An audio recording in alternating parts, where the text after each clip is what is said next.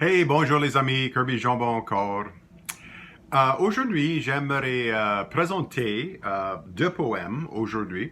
Dans des autres vidéos que j'ai fait, j'ai mentionné comment dans mon troisième livre, Chercher la chasse-femme, il y a un chapitre euh, où j'ai écrit des poèmes inspirés par des poèmes des autres poètes.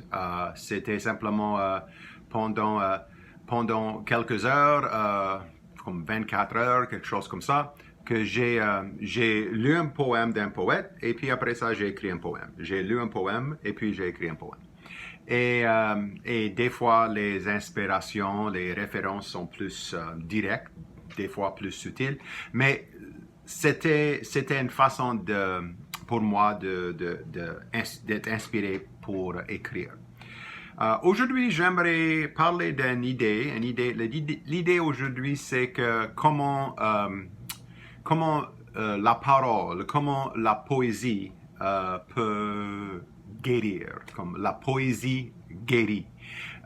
Aujourd'hui, on vit dans un monde de maladies, soit de coronavirus, soit de racisme, mais il y a des maladies qu'on a besoin d'être guéri, ou on a besoin de travailler pour guérir ces maladies. Et on travaille sur ça dans des différentes manières.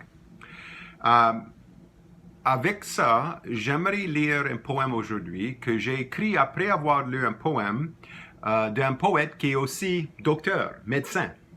J'ai rencontré le poète Barnabé Lai. Barnabé Lai, vous pouvez voir une image de Barnabé Lai là. J'ai rencontré le poète Barnabé Lai, qui est d'origine de Bénin en Afrique, il est béninois. Et il est aussi médecin, docteur dans un hôpital à Paris. Et il est je l'ai rencontré, pardon. On s'est rencontré lors du Festival international de poésie à Trois-Rivières, il y a 10 ans à cette heure. Et ça fait que j'ai beaucoup aimé la poésie de Barnabé, aussi vraiment l'âme de Barnabé, son cœur. Je l'ai trouvé quelqu'un de très sincère avec un cœur qui était évident. Il avait un cœur qui était un cœur plein d'amour pour le monde qu'on vit en dedans. Ça fait que juste un petit peu sur Barnabé, je lis ici qu'il est né en 1941 à Porto Novo au Bénin. Et les médecins dans les hôpitaux, à l'hôpital Pitié-Salpêtrière à Paris. Il mène sa double vocation médicale littéraire. Il dit « Je suis médecin de jour et écrivain la nuit ». Et je pense que tous les deux font bon ménage. Mais je dois avouer que c'est le médecin qui nourrit l'écrivain, qui l'entretient comme on entretient une danseuse. Il dit qu'il a commencé sa vocation littéraire après avoir lu le roman du Sud-Africain Pleure au pays bien aimé, Cry the Beloved Country. Et il était bouleversé par ce livre-là qui parle de... ça fait qu'il avait commencé à écrire sa vocation littéraire après avoir lu ce livre-là. Il a écrit des douzaines de livres de poésie et aussi quelques romans. Je crois qu'il en a 4 qu'il avait écrits. Et ça fait un petit peu sur Barnabé là. Le poème que j'ai choisi de lire, c'est vraiment le livre Une si longue attente. Et presque c'est comme un poème et des poèmes, des poèmes ensemble qui forment un poème. Moi, j'ai décidé de lire juste les derniers vers de ce poème. Et avant de commencer, il parle de cette idée. Barnabé dit « Comment fêter la naissance d'un premier enfant, d'une première fille?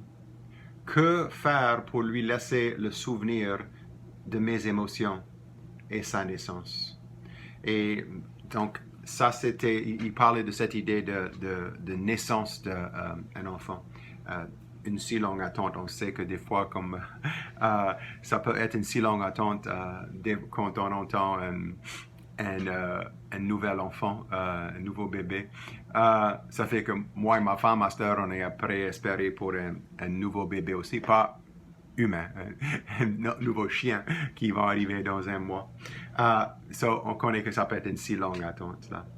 J'aimerais lire, s'il vous plaît, les derniers vers de ça qui m'ont inspiré. Et après ça, je vais lire le poème que j'ai écrit après que j'ai lu ce poème. Ça va comme ceci.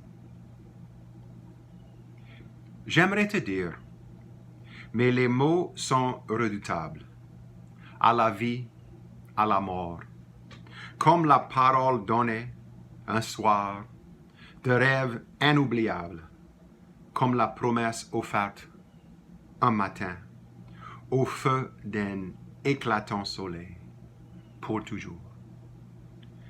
Je serai le Père à tes côtés, protégeant tes pas sur le parcours, freinant tes ardeurs dans l'impatience toujours.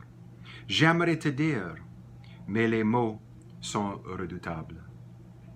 Même si la terre tremble, même si le soleil se cache, même si les oiseaux s'enterrent, j'aimerais te dire. J'aime vraiment juste des paroles, des très belles paroles. J'aime aussi, une des raisons pourquoi je l'ai choisi, ces vers-là, et ce livre-là, c'était, par exemple, mon livre, Chercher la chasse-femme, parlait beaucoup de la question de la naissance et de soigner, d'amener la vie dans le monde et d'être là pour la vie qu'on amène dans le monde. Ces idées sont dans mon livre, Chercher la chasse-femme. Ça fait qu'après que j'ai lu ce poème, j'ai écrit ce poème ici. Mais je veux dire, ce poème est inspiré des fois directement par le poème de Barnabé, mais des fois il y a d'autres idées qui rentrent dans la tête ici. Une, c'était une image de Petit Prince. Une fois, je me rappelle une image que j'ai vue sur une émission comme un dessin animé du Petit Prince. Un autre, c'était comme une affiche que j'ai vue une fois. Il y avait comme il y avait comme une petite poule, comme un poussin qui, après qu'il est sorti de l'œuf, il demande What's next? Et ça fait que, il y avait ces idées qui m'ont inspiré aussi dans ce poème. Et mon poème s'appelle Que dirais-tu à la vie espérée? Je suis paré pour les dangers que tu m'offres. Je te défie de garrocher à mes genoux tes cailloux d'apprentissage. J'accueille le mal offert par tes coups de pied d'encouragement. J'avale le crachat de tes mots maudits mais jolis que tu aimerais me dire. Je le prends comme remède pour mon sommeil et manque d'esprit. Réveille la terre, accroche la lune, réveille le soleil, je serai là. Paré comme un œuf au point de craquer, disant alors, à la suivante, le village m'a levé pour le quitter, pour m'en aller avec toi. Ça y est, je fiche mon atout avec une innocence audacieuse. Je voyage mon drapeau sans être capitaine. Je serai père autant que mère, autant que sœur et frère, autant que ton orphelin. Ça ne fait rien. Je suis paré depuis la naissance sans le savoir. Mais depuis la Renaissance, je l'avoue. Même si l'ignorance, l'intolérance et la peur marchent en arrière de ma belle idée. Je prends quelques pas vers toi avant d'être jugé coupable d'inactivité. J'avance vers le chemin de croix. Et là, je suis paré. C'est quoi enfin que tu aimerais me dire? Et et encore, il y avait d'autres références dans ce poème. Il y a une ligne que je trouve que c'est important de regarder. Il y avait une ligne en dedans qui vient d'une chanson par un de mes groupes de musique préférés, Rush, dans la chanson Witch Hunt, qui parle de des questions de préjugés, de racisme et de ces questions comme ça qu'on combat aujourd'hui. Vous voyez aussi, il y a une idée qu'il y a un remède. Quoi c'est le remède pour ce qu'on ce qu'on passe aujourd'hui, ce qui existe dans notre monde aujourd'hui. Donc, il y a tout ça là-dedans. Donc, encore mon livre, juste pour vous dire, le livre de Barnabé Lai, c'était publié par Acoria, et mon livre, Chercher la chasse-femme, publié par les éditions Tintamarre. Encore, la poésie guérit. Alors, soignez vous autres et soignez les autres. Jusqu'à la prochaine. Au revoir.